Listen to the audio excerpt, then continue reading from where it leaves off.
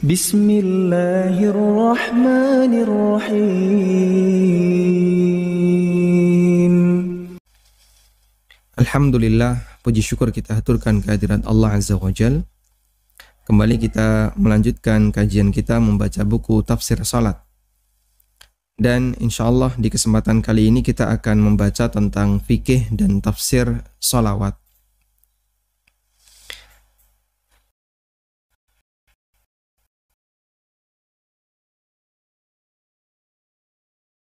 Memiliki bukunya, silahkan dibuka di halaman 271.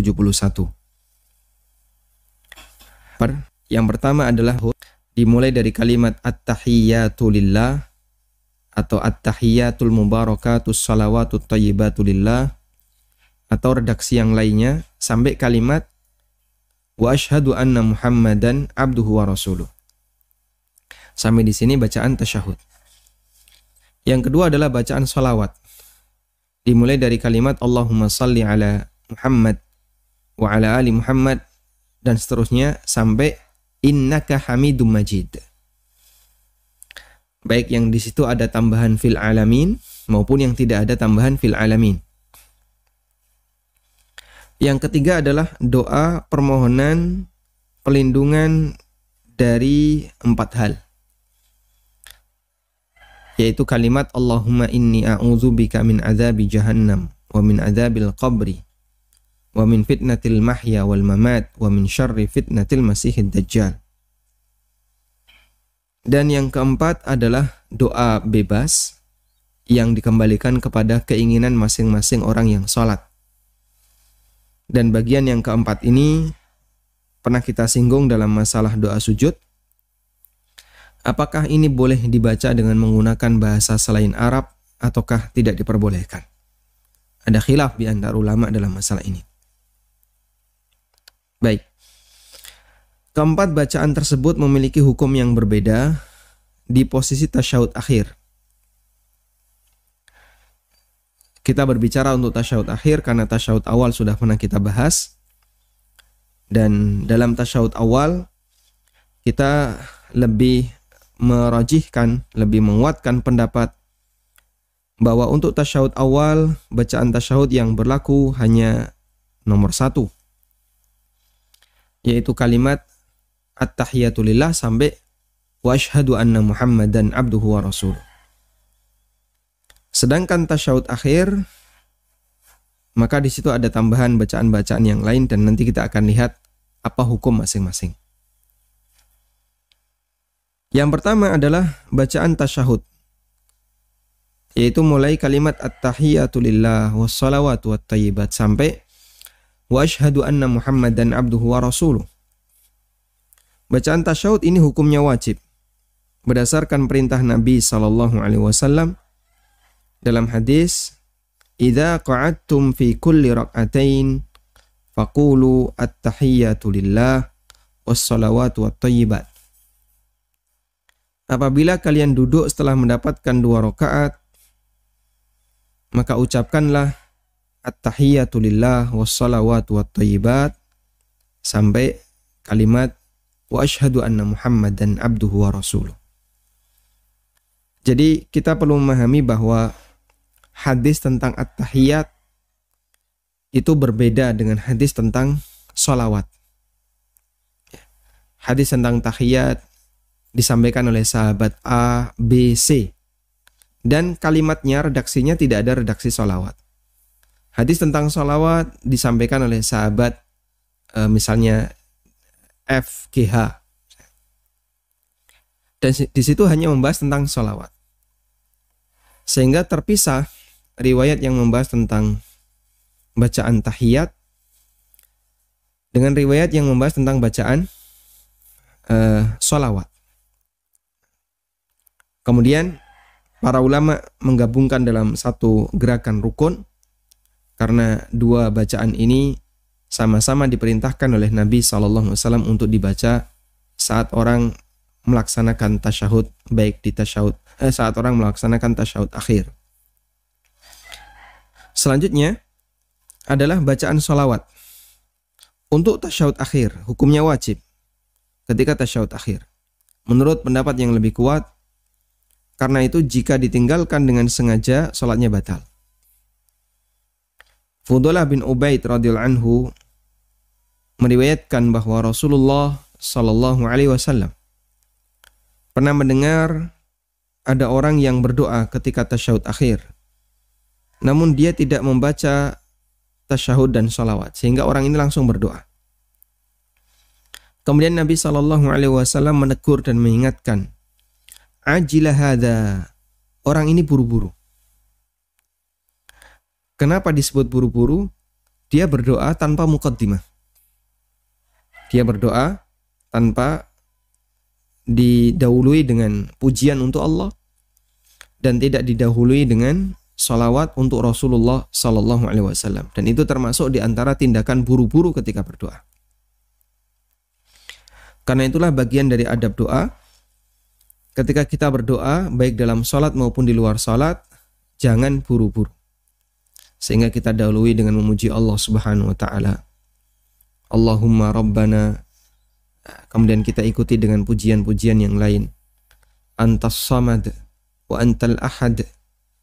Lam yalid wa lam yulad wa lam yakul lahu kufuwan ahad. Atau kita menggunakan asmaul husna yang lainnya. Allahumma antal ghaffarur rahim. Antar rahman. Kita puji Allah Subhanahu wa taala. Dan Allah perintahkan itu dalam Al-Quran. Walillahil asma'ul husna fad'uhu biha. Allah memiliki asma'ul husna. Maka berdoalah kalian, panggillah nama Rabbmu dengan biha, dengan menggunakan asma'ul husna itu. Kemudian Nabi SAW mengarahkan, idza shalla ahadukum, apabila kalian salat, falyabda bitamjidi rabbih jalla wa azza. Apabila kalian sedang salat, maka mulailah. Bisa dimanakan salat di sini berdoa ya. Bisa juga dimanakan ketika kalian salat dan berdoa dalam salat. Falyabda bitamjidi rabbih jalla wa azza. Maka hendaknya dia mulai dengan mengagungkan Rabb-nya jalla jalaluhu. Wassana'i alaih, dan memujinya. Summa yusalli ala nabi sallallahu alaihi wasallam. Lalu dia membaca salawat untuk Nabi sallallahu alaihi wasallam. Summa yad'u ba'du bima syaa.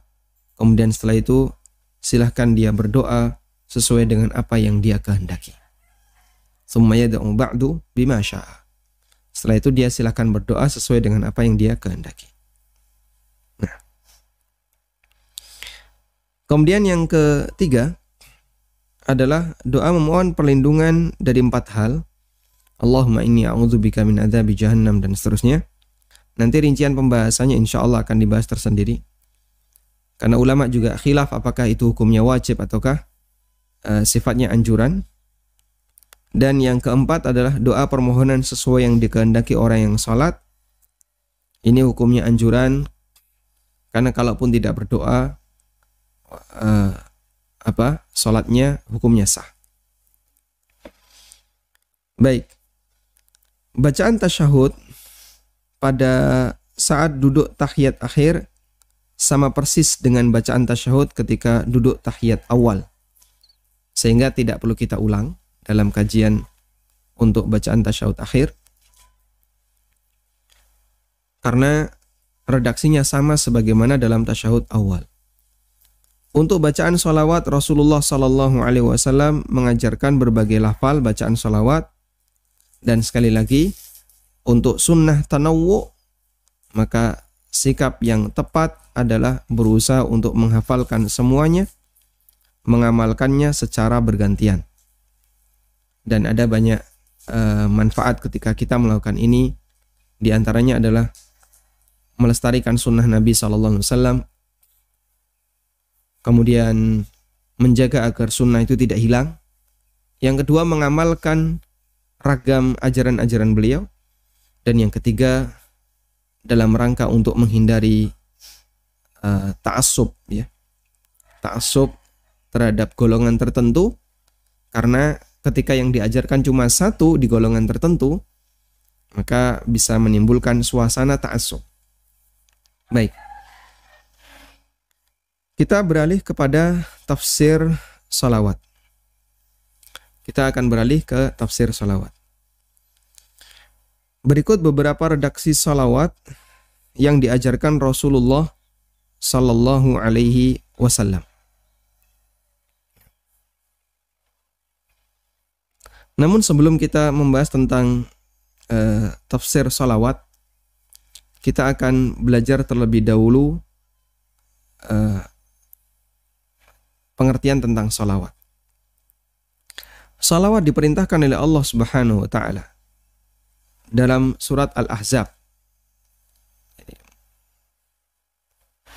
Bersalawat diperintahkan oleh Allah di surat Al-Ahzab. Ayat berapa itu? Innallaha wa malaikatahu yusalluna 'alan nabi ya ayyuhalladzina amanu sallu 'alaihi wa sallimu taslima. Ada di surat Al-Ahzab ayat 56.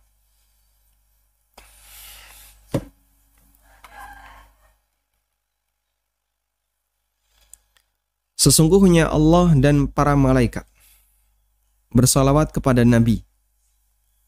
Ya ayyuhalladzina amanu sallu 'alaihi wa sallimu taslima. Coba kita buka ayatnya. Al-Ahzab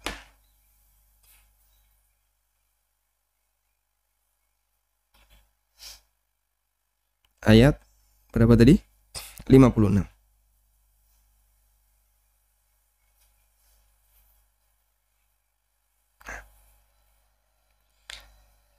Innallaha wa malaikatahu yusalluna 'alan nabi. Sesungguhnya Allah dan para malaikatnya mereka bersalawat untuk Nabi. Wahai orang-orang yang beriman, berikanlah salawat untuk beliau dan salam. Wasallimu taslima, dan berikanlah salam untuk beliau sallallahu alaihi wasallam. Sehingga Allah Subhanahu wa taala memberi contoh. Allah memberikan salawat untuk sang Nabi. Demikian pula para malaikat. Baru kemudian Allah perintahkan para hambanya yang mukmin di kalangan manusia dan jin. Ya ayyuhalladzina amanu sallu 'alaihi wa sallimu taslima. Sehingga dalam surat Al-Ahzab di sini ada salawat dari Allah. Kemudian ada salawat dari malaikat. Lalu ada salawat dari manusia. Nah, karena sumbernya berbeda, tentu maknanya berbeda. Dan insya Allah nanti kita akan bahas itu ya. Apa makna salawat dari Allah, apa makna salawat dari malaikat, apa makna salawat dari manusia. Insya Allah kita akan bahas itu. Baik. Berdasarkan ayat ini, ulama berbeda pendapat mengenai hukum salawat. Apakah salawat itu hukumnya wajib ataukah bersifat anjuran? Ataukah wajib pada kondisi tertentu saja? Ada khilaf di antara para ulama tentang masalah hukum salawat. Dan pendapat yang lebih kuat adalah bersalawat itu wajib. Karena hukum asal perintah adalah wajib. Sehingga ketika seseorang itu memungkinkan untuk bersalawat, maka dia harus bersalawat untuk Nabi Sallallahu Alaihi Wasallam. Dan kita bisa lihat betapa pengagungan yang diberikan oleh Allah Subhanahu wa taala, pemuliaan yang diberikan oleh Allah Subhanahu wa taala kepada sang Nabi sallallahu alaihi wasallam. Sehingga Allah taala perintahkan kepada kita untuk bersalawat kepada sang Nabi. Maka dalam salawat itu menunjukkan Allah memuliakan nabinya sallallahu alaihi wasallam. Bahkan Allah Subhanahu wa taala perintahkan, sebelum Allah perintahkan, Allah nyatakan terlebih dahulu. Kalau Allah bersalawat kepada sang Nabi, demikian pula para malaikat.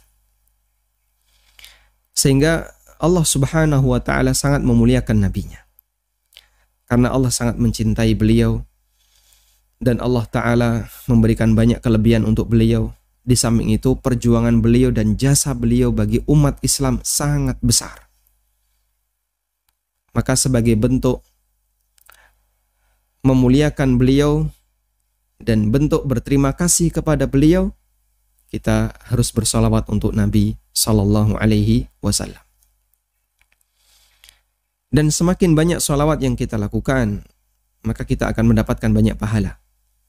Allah Subhanahu Wa Taala janjikan dalam keutamaan solawat, Nabi SAW bersabda, "Man shalla alayya wahidan, sallallahu bihi alaihi asyra." Barang siapa yang memberikan solawat kepadaku sekali, sallallahu alaihi biha asyra, maka Allah akan memberikan solawat kepadanya sebanyak 10 kali. Sehingga balasannya ya, memberi solawat sekali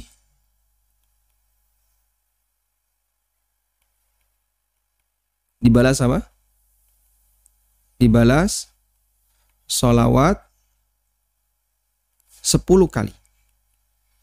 Sehingga kalau Bapak Ibu mengucapkan kalimat Allahumma salli wa sallim ala nabiyyina Muhammad, maka Allah memberikan balasan untuk kita dengan solawat sebanyak 10 kali. Masya Allah. Karena seperti yang kita tahu, bahwa satu taat itu dilipatkan 10 pahala. Dilipatkan 10 kali.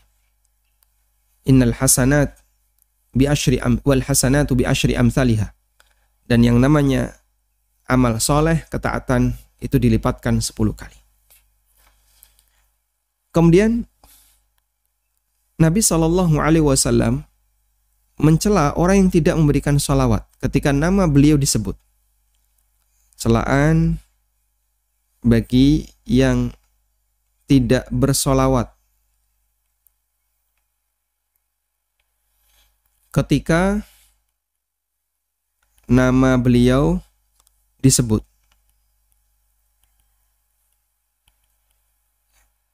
Sebagaimana dalam hadis yang sangat ma'ruf, yang hadis itu sering kita dengar saat kita masuk bulan Ramadan, ya. Jibril berdoa atau Jibril mengaminkan doa Nabi SAW, atau Jibril berdoa dan diaminkan Nabi SAW. Lalu Nabi SAW mengatakan kepada para sahabat, salah satu di antara doa Jibril itu adalah raghima anfu man dzukirtu indahu wa lam yusalli alayya. Celakalah orang yang namaku disebut tapi dia tidak bersolawat kepadaku. Dalam hadis yang lain, al-bakhilu man dzukirtu indahu wa lam yusalli alayya. Orang yang bakhil adalah ketika namaku disebut, dia mendengar namaku tapi dia tidak bersolawat untukku. Maka ketika jamaah mendengarkan nama beliau atau gelar beliau An-Nabi, kita mengucapkan sallallahu alaihi wasallam. Sehingga Anda ketika mendengarkan kajian itu sambil dikir. Dikirnya itu nama Nabi sallallahu alaihi wasallam disebut, Anda mengucapkan sallallahu alaihi wasallam. Dengan membaca sholat seperti itu akan memperbanyak amal di saat yang sama kita sedang menyimak kajian. Ada sebuah hadis, yang hadis ini diperselisihkan oleh para ulama. Apakah sahih ataukah hasan? Apakah dhaif ataukah hasan? Hadisnya mengatakan aqrabun nasi ilayya manzilatan aktsaruhum alayya salatan. Au kama qala sallallahu alaihi wasallam. Orang yang paling dekat kedudukannya denganku adalah orang yang paling banyak bersalawat untukku. Lalu dikomentari oleh sebagian ulama, tidak ada hadis yang membuat kami lebih bangga dan lebih senang melebihi hadis ini. Dan ulama ini ulama ahli hadis. Karena tidak ada manusia yang lebih sering bersolawat untuk Nabi SAW selain ahli hadis. Ahli hadis itu dalam kesehariannya mereka menyampaikan hadis. Mereka menulis hadis. Mereka mendengar hadis. Dan semua ahli hadis, mereka itu membiasakan diri dengan membaca Sallallahu Alaihi Wasallam setiap berjumpa dengan nama Nabi Sallallahu Alaihi Wasallam. Sehingga Anda bisa baca misalnya dalam Sahih Bukhari, Sahih Muslim, dan kitab-kitab Sunan, Sunan Abu Dawud, Nasai, dan yang lainnya. Setiap kali mereka menyebutkan sanad, lalu sampai pada sahabat, dari siapa misalnya, dari Abu Hurairah radhiyallahu anhu, dari Nabi, pasti mereka akan menuliskan Sallallahu Alaihi Wasallam. Beliau bersabda, beliau bersabda. Sehingga berapa banyak mereka bersalawat, sebanyak hadis yang pernah mereka dengar, yang pernah mereka tulis, dan yang pernah mereka sampaikan. Padahal itu tahunan, dan jumlahnya sangat banyak. Imam Bukhari, beliau menghafal ratusan ribu hadis. Tapi dalam sahihnya hanya diambil 5 ribuan. Yang menurut beliau ini sesuai dengan standar sahih. Imam Muslim juga menghafal ribuan hadis. Tapi dalam sahihnya beliau hanya kutip sekian ribu. Sehingga kita bisa bayangkan mereka itu bersolawat sekian ribu kali. Dan orang yang membaca Sahih Bukhari, mereka ikut bersolawat dengan membaca bacaan solawat dalam Sahih Bukhari. Maka betapa banyaknya pahala mereka, sehingga wajar jika ada sebagian ulama ketika membaca hadis tadi, aqrabun nasi ilayya manzilatan aktsaruhum alayya salatan. Orang yang paling dekat kedudukannya denganku adalah yang paling banyak bersolawat kepadaku. Ahli hadis mengatakan, kami yang paling berhak di sini. Karena mereka lah orang yang paling banyak bersolawat kepada Nabi Sallallahu Alaihi Wasallam. Sehingga jangan dikira ahlul hadis adalah orang yang pelit bersolawat. Oh tidak. Mereka ini orang yang paling serius dalam bersolawat. Dan yang paling banyak dalam bersolawat. Ya. Sedangkan majelis yang mereka suka meneriakkan sallu alaih, saya kira mereka tidak bersolawat. Karena sallu alaih itu perintah untuk bersolawat. Jadi ketika nama Nabi SAW disebut, lalu kan ada jamaah yang mengatakan sallu alaih. Sallu alaih itu bukan lafaz sholawat ya. Kok bisa Pak? Coba kita lihat ya. Sallu alaihi. Ini kalimat perintah. Bersolawatlah kepada beliau. Bersolawatlah untuk beliau. Jadi malah nyuruh orang lain bersolawat. Sehingga ketika mereka meneriakkan sallu alaihi, setelah itu diem, berarti mereka bersolawat enggak? Tidak. Mereka tidak bersolawat. Nyuruh orang lain bersolawat, tapi mereka tidak bersolawat. Sehingga ketika ketemu nama Nabi sallallahu alaihi wasallam, Nabi sallallahu alaihi wasallam sallu alaihi. Teriakan ini itu bukan bacaan sholawat, tapi nyuruh orang untuk bersolawat. Ada orang misalnya, ayo sholat. Tapi dia tidur. Dia sendiri sholat enggak? Tidak, meskipun dia nyuruh orang untuk sholat. Seharusnya yang menyuruh itu yang pertama mengamalkan. Idealnya demikian. Apalagi yang menyuruh bareng-bareng banyak gitu ya. Kalau yang menyuruh bareng-bareng banyak, terus yang disuruh siapa? Semuanya menyuruh sallu alaihi, rame-rame. Makanya mungkin kita perlu luruskan, menyuruh seperti ini bagus. Dan sebenarnya cukup 1-2 aja yang nyuruh, jangan semuanya menyuruh ya. Kalau semuanya menyuruh, nanti siapa yang mengamalkan? Ya kami juga yang mengamalkan, bagus kalau begitu. Tapi akan lebih baik jika langsung diamalkan. Cukup 1-2 yang menyuruh. Misalnya yang mimpin kajian. Nabi Sallallahu Alaihi Wasallam bersabda, tolong salawat, yang lain bersalawat. Sallallahu Alaihi Wasallam. Sehingga semuanya bersalawat. Baik. Maka di sini kita bisa lihat penekanan yang diberikan dalam syariat kita untuk memberikan salawat bagi Nabi Sallallahu Alaihi Wasallam. Pahalanya diperbesar bagi orang yang bersalawat untuk beliau dan celaan bagi orang yang tidak bersalawat untuk beliau sallallahu alaihi wasallam. Nah, kemudian ada banyak tempat di mana kita dianjurkan untuk bersalawat secara khusus. Di antaranya adalah ketika nama Nabi sallallahu alaihi wasallam disebut. Kemudian sebelum kita berdoa atau setelah berdoa. Intinya mengiringi doa. Jadi waktu dan tempat bersolawat secara khusus. Artinya di posisi ini lebih ditekankan. Pertama adalah saat nama Nabi SAW disebut. Saat nama beliau disebut. Nama atau gelar. Yang kedua adalah saat tasyahud akhir. Yang ketiga, saat berdoa. Mengiringi doa. Baik sebelum maupun sesudah berdoa. Yang keempat, saat zikir. Zikir pagi dan sore. Dianjurkan untuk kita baca sebanyak 10 kali.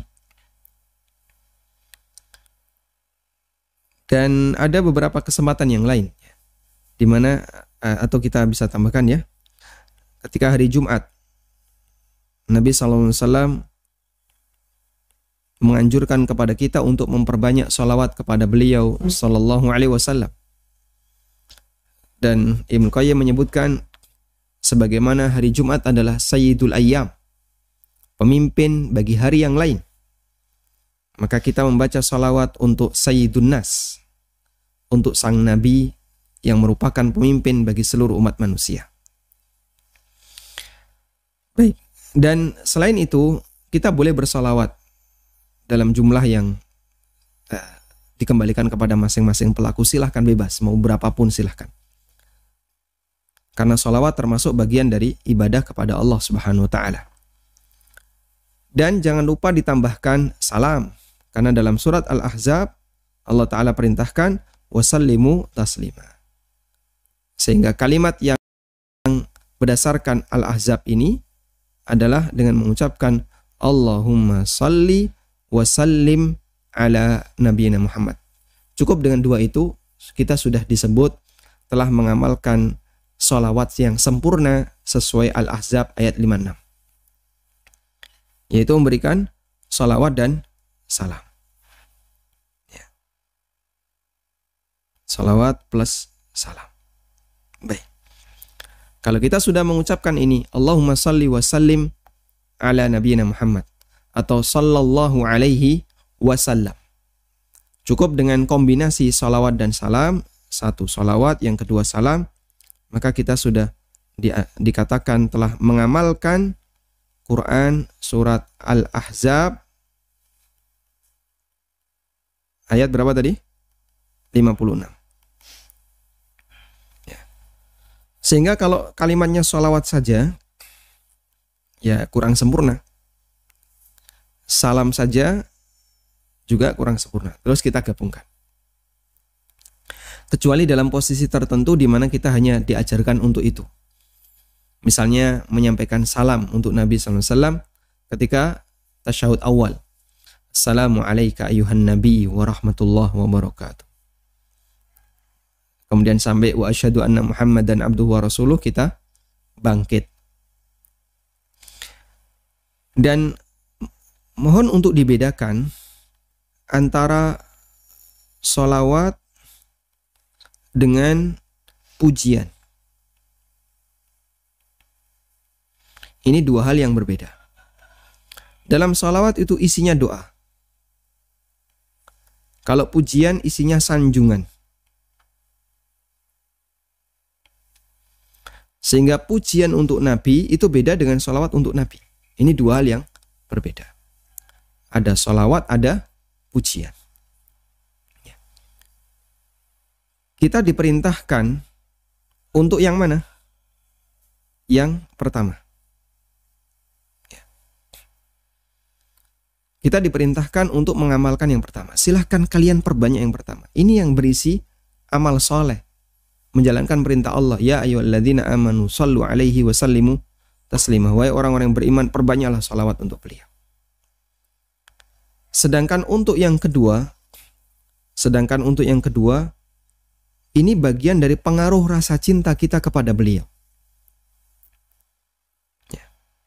Dan untuk yang kedua ini dibatasi. Apa buktinya kalau itu dibatasi? Rasulullah SAW melarang sebagian sahabat yang ketika memberikan pujian kepada beliau berlebihan. Beliau melarang itu karena khawatir bisa sampai pada kultus. Karena ini dikhawatirkan sampai kepada kultus.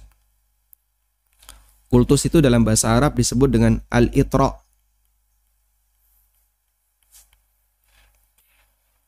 Sampai pada tahapan al-itra. Kalau sampai pada tingkatan al-itra, maka ini sudah masuk pada bagian larangan. Makanya untuk pujian itu dibatasi. Kalau sholawat silahkan perbanyak, terserah Anda. Mau sebanyak apapun silahkan. Sholawat dan salam. Karena ini diperintahkan oleh Allah Ta'ala. Tapi kalau pujian itu dibatasi. Nah, kita bisa lihat beberapa redaksi sholawat yang tersebar di masyarakat. Itu sholawatnya sekali. Lafaz sholawatnya sekali. Pujiannya yang banyak. Pujian ini Masya Allah banyak. Ya. Sehingga dalam sholawat yang tebal-tebal itu ya. Tebal maksudnya barisnya banyak. Kalimatnya cuman Allahumma sholli sholatan wassalim salaman ala nabiyina. Kemudian lanjutannya ini yang panjang. Jadi ini lebih dominan malahan. Pujian itu lebih dominan dibandingkan sholawat. Padahal yang diperintahkan yang mana? Yang sholawat. Pak, saya kan mencintai Nabi SAW. Saya juga mencintai Nabi SAW. Sehingga jangan diklaim bahwa mencintai Nabi SAW hanya ada di posisi orang tertentu saja. Semua muslim mencintai Rasulullah SAW. Sehingga jangan sampai kita punya anggapan dia nggak mencintai Rasulullah SAW. Kenapa? Dia nggak bersolawat seperti ini. Loh, enggak, dia bersolawat tapi pakai redaksi yang berbeda. Beda dengan kamu. Maka dia mencintai Nabi SAW dengan redaksi itu. Kamu mengungkapkan cintamu kepada Nabi SAW dengan redaksi ini. Nah, sekarang kita beradu redaksi jadinya. Kita coba bandingkan dari dua redaksi ini mana yang lebih sesuai. Tolong bedakan antara sholawat dengan pujian. Idealnya gimana Pak? Diperintahkan itu lebih dominan dibandingkan yang kurang diperintahkan.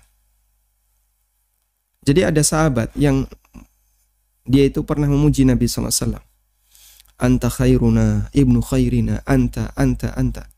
Engkau adalah orang seperti ini. Engkau orang terbaik kami, putra dari orang terbaik kami, engkau ini. Dilarang oleh Nabi SAW. Mah, jangan sebut seperti itu. Ada anak kecil yang dia menyanjung Nabi SAW. Anak kecil maksudnya belum balik ya. Tapi dia pintar bahasa Arab.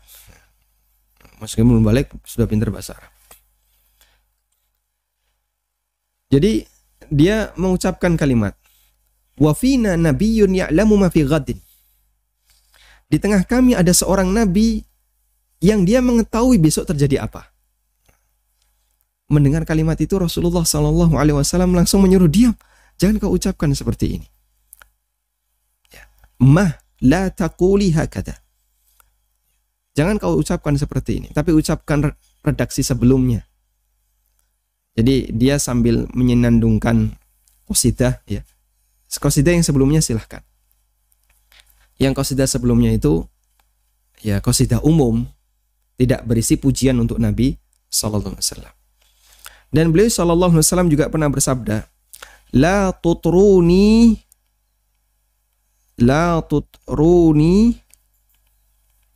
kama atratin nasara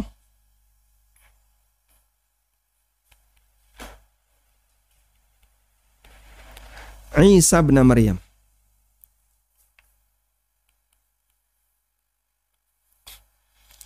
Janganlah kalian melakukan itra. Kita sudah tadi menyebutkan ini ya. Itra tadi apa? Pujian kultus. Pujian sampai pada tingkatan kultus. Janganlah kalian melakukan itra sebagaimana yang dilakukan oleh orang Nasrani dalam melakukan itra. Orang Nasrani melakukan itra kepada Isa bin Maryam. Bentuk itra'nya Nasrani kepada Isa bin Maryam bagaimana? Dia memuji berlebihan Isa sampai menyebut Isa itu anak Tuhan. Subhanallah amma yaqulun. Maha suci Allah dari apa yang mereka ucapkan. Dan Nabi SAW mengkhawatirkan itu terjadi pada umatnya. Sehingga kalau dulu Nasrani mereka memuji Isa sampai dijadikan sebagai anak Tuhan. Bisa jadi Muslim mereka memuji sang Nabi Sallallahu Alaihi Wasallam sampai dijadikan sebagai Tuhan. Bukan cuma anak Tuhan. Masa ada kayak gitu Pak? Masya Allah. Kita bisa baca dalam beberapa redaksi salawat yang berisi pujian untuk Nabi SAW tapi berlebihan. Saya sebutkan di antaranya ya. Di antaranya mereka mengatakan bahwa Nabi SAW mengetahui Lauhul Mahfuz. Mengetahui Lauhul Mahfuz. Dan yang ditulis oleh pena pencatat takdir dan pena catat takdir. Kemudian juga mereka mengatakan bahwa dunia dan akhirat tercipta karena apa? Karena kemurahan. Karena kemurahan Nabi Sallallahu Alaihi Wasallam.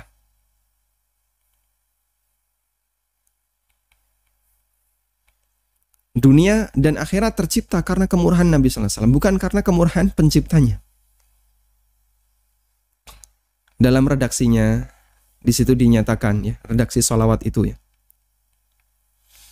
dinyatakan wa min ulumika ilmul lauhi wal qalam wa min judika dunya wa darratuha. Masya Allah. Bagian dari ilmumu, wahai sang Nabi, adalah ilmu lauhul mahfud dan qalam, ilmu yang ditulis oleh al-qalam, ya, pena pencatat takdir. Dan terus yang dimiliki oleh Allah yang mana? Berarti kan semuanya diketahui oleh Nabi Muhammad SAW. Terus Allah punya yang mana? Yang itu Nabi SAW nggak tahu, sementara Allah tahu. Semuanya sudah diketahui oleh Nabi SAW dari kehidupan di alam raya ini. Maka terkadang ada orang yang memuji Nabi SAW sampai menjadikan beliau sebagaimana layaknya Tuhan. Dan itu dilakukan oleh Muslim.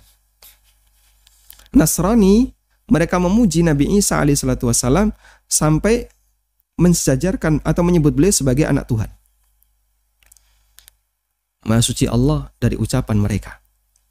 Dan ada Muslim yang mereka memuji Nabi SAW sampai mensejajarkan beliau dengan Tuhan. Mengetahui hal yang gaib seluruhnya. Padahal Allah Ta'ala telah menegaskan, Qul la ya'lamu man fis samawati wal ardil ghaiba illallah. Katakanlah tidak ada satupun yang mengetahui hal yang gaib di langit maupun di bumi. Tidak ada satupun makhluk di langit maupun di bumi yang mengetahui hal yang gaib kecuali Allah.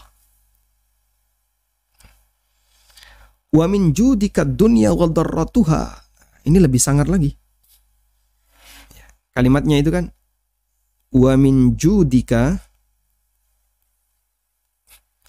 ad-dunya wa darratuha.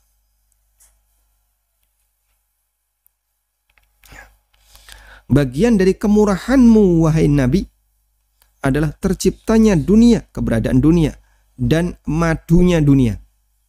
Madunya dunia itu apa? Akhirat. Sehingga adanya akhirat, adanya dunia ini karena kemurahan Nabi Muhammad SAW. Terus Allah dikasih bagian berapa?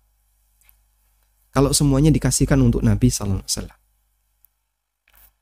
Subhanallah amma yaqulu. Maha suci Allah dari apa yang mereka ucapkan.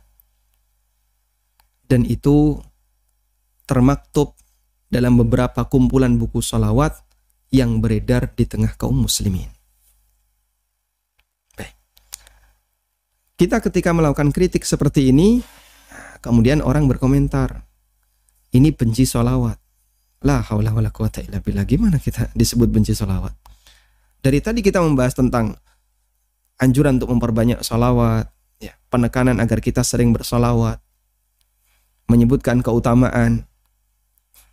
Giliran para ulama Ahlussunnah mengkritik tentang cara bersholawat, lalu mereka disebut anti sholawat. Subhanallah. Mereka itu meluruskan bagaimana caranya, agar ketika kita memperbanyak amalan sholawat itu di posisi yang benar, bukan malah membahayakan. Karena sekali lagi bedakan antara sholawat dengan pujian. Kalau sholawat ini diperintahkan dalam surat Al-Ahzab ayat 56, kalau pujian ya, dibatasi. Mencintai Nabi SAW adalah wajib. Dan saya mencintai Nabi SAW, Anda mencintai Nabi SAW, Muslim yang lain juga sama. Sudah? Ada sebagian penceramah, mungkin barangkali viral ya, dan bahkan Anda sudah pernah mendengarnya. Di penceramah ini ketika dia mau membela satu amalan tertentu yang tidak ada syariatnya, dia mengatakan seperti ini. Kenapa Anda melakukan, jadi ini versi dialog ya, kenapa Anda melakukan ritual kayak gini? Kan itu tidak ada dalilnya. Lalu jawaban penceramah ini, aku mencintai kamu itu tanpa dalil. Masa mencintai Nabi SAW harus pakai dalil? Akhirnya disambut tepuk tangan oleh para hadirin. Baik, kita sepakat mencintai Nabi SAW itu amrun gharizi. Sifatnya bawaan dari emosi. Artinya setiap muslim yang dia mengenal nabinya SAW pasti mencintai sang nabi. Sehingga tidak perlu diajarkan pun mereka akan mencintai sang nabi SAW. Baik, sehingga semua muslim, saya, Anda, dan mereka semuanya mencintai Nabi SAW. Amrun gharizi. Sifatnya kawan bayi, kawan lahir. Semua orang mencintai beliau ketika kenal beliau SAW. Namun, bagaimana cara mencintai Nabi SAW? Itu butuh dalil. Loh kok bisa? Anda kalau mencintai si A, Anda perlu tahu si A itu senang apa sih? Si A itu makanan favoritnya apa? Dia senang diajak kemana? Dia senang kalau bicara sama A itu ngobrolnya kayak apa? Itu kan Anda perlu tahu. Itu kalau sama manusia. Ya, barangkali Anda punya pengalaman ya, ketika mau pendekatan dengan orang tertentu, sebelum nikah maupun sesudah nikah. Anda akan mencari tahu latar belakang. Dia itu senangnya apa? Latar belakangnya seperti apa? Dia kalau diajak ngobrol apa senang? Kan ada orang yang kalau diajak ngobrol ini dia nggak suka. Tapi kalau diajak ngobrol ini dia suka. Ya. Saya ketemu orang misalnya ya. Kalau diajak ngobrol ya masalah agama dia kurang respon. Giliran diajak ngobrol masalah gapi. Wah, ikan gupi itu ya. Wah, Masya Allah. Dia bisa panjang lebar. Giliran diajak ngobrol masalah mobil, wah dia bisa panjang lebar. Jadi ada orang yang senang ngobrol masalah ini tapi tidak suka ngobrol masalah ini. Itu sesama manusia. Apalagi Anda dengan Rasulullah SAW. Saya mau mengungkapkan cinta saya kepada Nabi SAW. Nggak boleh sembarangan. Butuh dalil. Sehingga gimana sih cara mengungkapkan cinta kepada beliau SAW?